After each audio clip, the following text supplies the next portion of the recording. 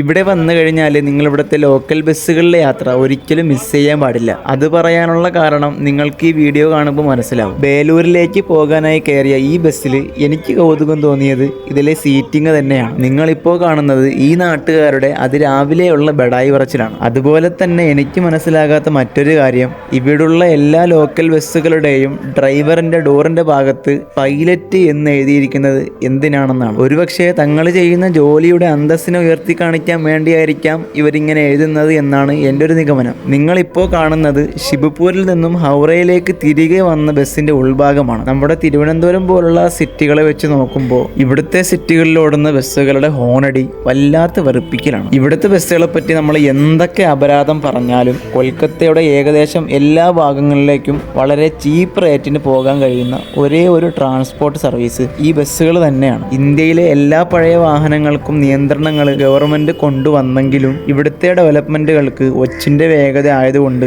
ഒരുപക്ഷെ ഒത്തിരി ഇല്ലെങ്കിലും കുറച്ചധികം കാലം ഈ വാഹനങ്ങളൊക്കെ ഇവിടുത്തെ നിരത്തുകളിൽ കാണാൻ കഴിയും. അപ്പോൾ പുതിയൊരു വീഡിയോയുമായി വീണ്ടും കാണാം.